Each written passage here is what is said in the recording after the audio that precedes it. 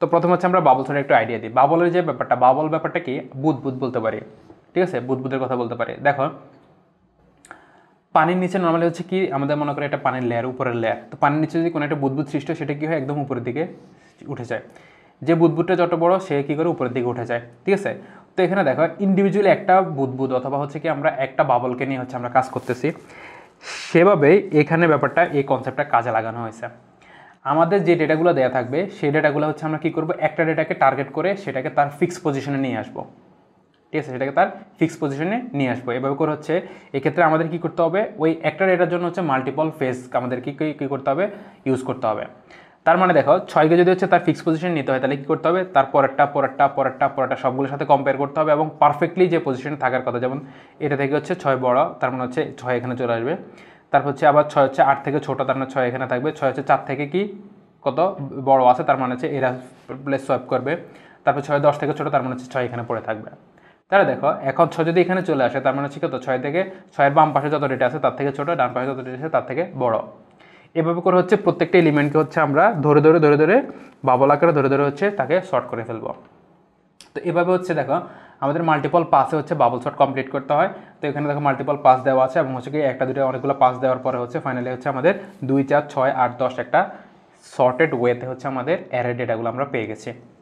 এখন এখানে কি শুধু অ্যারে ইউজ করতে পারবো না, ডেটা স্ট্রাকচার মানে হচ্ছে আমরা অ্যারে সহ যতগুলো আমাদের ডেটা স্ট্রাকচার সবগুলোতে হচ্ছে আমরা এই সর্টিংটা আমরা ইউজ করতে পারবো বাবল শর্টের ক্ষেত্রে, ঠিক আছে। কিন্তু আমরা এখানে অ্যারে দিয়ে হচ্ছে এক্সাম্পলটা দিতে চেষ্টা করবো যাতে হচ্ছে তোমরা, কারণ তোমরা সবাই অ্যারে ব্যাপারটা নিয়ে অনেক পরিচিত, ঠিক আছে। তো হচ্ছে আমরা এখন দেখো একটু অ্যালগরিদমটা দেখি। তো বাবল শর্টের ক্ষেত্রে হচ্ছে আমাদের ডেটা মানে হচ্ছে আমাদের যে অ্যারেটা দেওয়া আছে সেটা, আর এন হচ্ছে আমরা কী করতেছি, number of data in array. তো দেখো আমরা এখানে কী করতেছি, স্টেপ 1 হচ্ছে ফর কে ইকুয়াল টু 1, কে মানে হচ্ছে একটা ভেরিয়েবল যেটার মধ্যে হচ্ছে আমরা 1কে ইনিশিয়ালাইজ করে দিয়েছি, ইকুয়াল টু কত, n-1, রিপিট স্টেপ 2 to 3।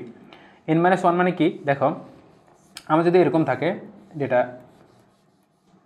তো আমাদের যেহেতু 1 দিয়ে শুরু করা আছে, মনে করি এখানে 6 2 1, তো এখানে মনে করি তোমার যদি এরকম থাকে 10 থাকে, তো এখানে 1 2 3 4। এখন n এর মান যদি হচ্ছে আমাদের কত, চারটা ডেটা আছে, ঠিক আছে।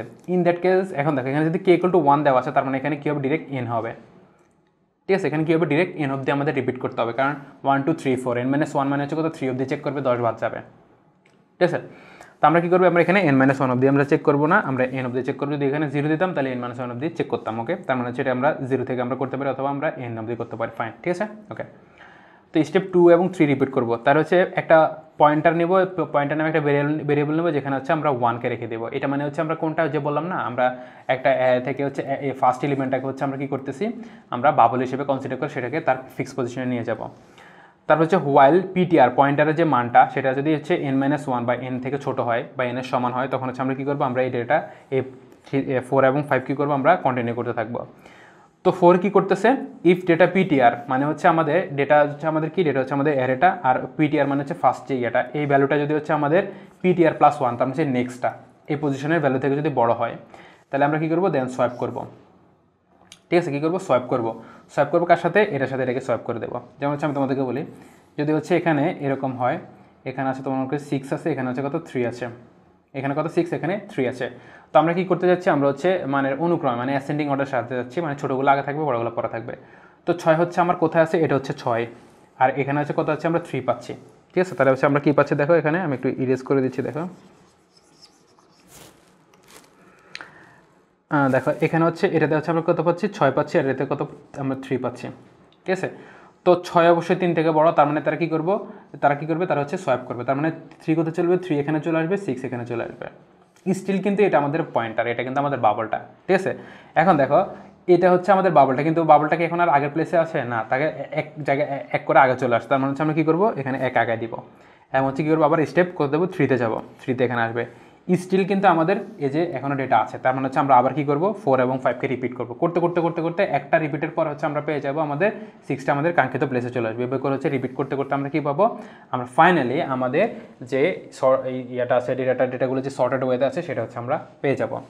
মাল্টিপল ফেজ আমাদেরকে কমপ্লিট করতে হবে। এখন আমরা করে দেখো একটা এক্সাম্পল দেখে বাবল সর্টের ব্যাপারটা। তো এটাকে মাল্টিপল ফেজে করতে হবে। প্রথমে তো হচ্ছে তোমাদেরকে দেখায়, প্রথমে হচ্ছে আমরা মনে করছি এটাকে হচ্ছে আমরা কী কনসিডার করতেছি, এটাকে হচ্ছে আমরা আমাদের বাবল হিসেবে কনসিডার করতেছি, ঠিক আছে। তারপর কী করলাম 10-এর সাথে 3কে কম্পেয়ার করলাম, আমরা কী করতেছি অ্যাসেন্ডিং অর্ডার ছোটো থেকে বড় সাজাচ্ছি। তো 10-এর সাথে 3কে কম্পেয়ার করলাম, দেখলাম যে 10 3-এর থেকে বড়, তার মানে হচ্ছে কী হবে 3 আগে চলে আসবে, 10 এখানে আসবে, 4 এখানে, 25 এজ ইউজুয়াল এটার মতো থাকবে, ঠিক আছে। আবার 10-এর সাথে 4কে কম্পেয়ার করব, দেখলাম যে হ্যাঁ 10 হচ্ছে বড়, তার মানে 4 এখানে আসবে, 10 এখানে আসবে, তার মানে সোয়াইপ করতেছি, এগুলো কী করতেছি সোয়াইপ করতেছি, ঠিক আছে। 10 এখানে চলে আসবে, 25 এখানে থাকবে, 20 এখানে থাকবে। আবার 10 এখানে আছে, 10 থেকে এবার দেখলাম যে 25 বড় না ছোট, 25 বড়, তার মানে হচ্ছে এখানে সোয়াইপ হবে না। 20 বড় না ছোট, বড়, তার মানে এখানে আর সোয়াইপ হবে না, এই হলে একটা ফেজ চলে গেল। আবার ধরলাম এবার 3কে আমরা হচ্ছে বাবল হিসেবে কনসিডার করলাম, কাকে 3কে কনসিডার করে 3কে 3-এর সাথে 4কে কম্পেয়ার করলাম, দেখলাম যে না 3 তার ফিক্স পজিশনে আছে, 3 4 থেকে ছোট। 10-এর সাথে কম্পেয়ার করলাম, দেখলাম যে হচ্ছে 3 10 থেকে ছোট, ফাইন, সোয়াপ হবে না। 25-এর সাথে কম্পেয়ার করলাম, দেখলাম যে ফাইন, ঠিক আছে। এটার সাথে এটাকে 3-এর সাথে 20কে কম্পেয়ার করলাম, দেখলাম যে না ফাইন, ঠিক আছে, ঠিক আছে।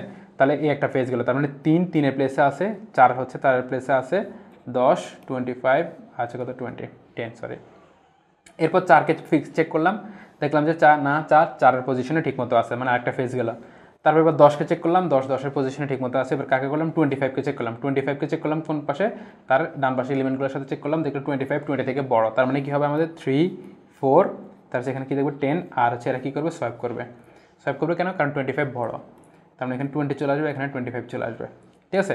তো দেখো এখানে 3 4 10 20, তারপর হচ্ছে আমাদের কত 25, মানে হচ্ছে আমাদের কী করতেছে, আমাদের যে ডেটাগুলো আছে সেগুলো একটা শর্টেড ওয়েতে চলে আসছে, ঠিক আছে। এভাবে করে হচ্ছে একটা করে হচ্ছে আমরা সবগুলোই এর সাথে কী করবো কম্পেয়ার করব, এবং হচ্ছে তার ওই বাবল থেকে যদি হচ্ছে আমাদের সামনে যে ডেটার সাথে কম্পেয়ার করতেছি সেটা থেকে যদি হচ্ছে কী হয় বলো, আমাদের বাবলটা যদি বড় হয় তাহলে হচ্ছে আমরা কী করবো তাকে সোয়াপ করবো, যদি ছোটো হয় তাহলে আমরা সোয়াপ করবো না।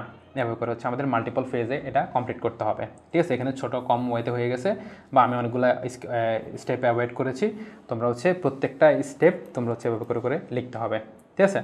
এটা হচ্ছে কি বাবল সর্ট ছোটো থেকে বড়, আর বড় থেকে ছোটো হলে কী হইতে হতো, বড় থেকে ছোটো হলে আমরা বাবলটাকে দেখতাম যে আমাদের যেটার সাথে কম্পেয়ার করতে তার থেকে ছোটো কিনা, ঠিক আছে, তার থেকে আমাদের বাবলের ভ্যালুটা ছোটো কিনা। বাবলের ভ্যালুটা যদি ছোটো হতো তাহলে হচ্ছে আমরা কী করতাম, আমরা কম্পেয়ার করতাম না, কিন্তু যদি বড় হতো তাহলে হচ্ছে আমরা কম্পেয়ার করতাম। তার মানে হচ্ছে অন্য জায়গার ভ্যালুগুলো যদি বড় হতো, ঠিক আছে, মানে বাবলের ছাড়া অন্য যেটা আছে সেটা যদি বড় হতো, তার আমি তোমাকে দেখাই জিনিসটা,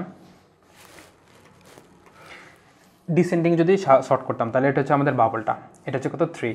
তো 10 হলে 10 বড় ভ্যালু, 10 কোথায় চলে যাবে, 10 চলে যাবে একদম শেষের দিকে যাওয়ার কথা না 3 অনুযায়ী। তার মানে তারা কী করবে, তারা হচ্ছে নর্মালি ডিসেন্ডিং হলে তো 10 এখানে থাকার কথা, তার মানে হচ্ছে 3 হচ্ছে কি ছোটো, ঠিক আছে, ডিসেন্ডিংয়ে 3 হচ্ছে কি ছোটো, তার মানে সব সোয়াইপ করবে না।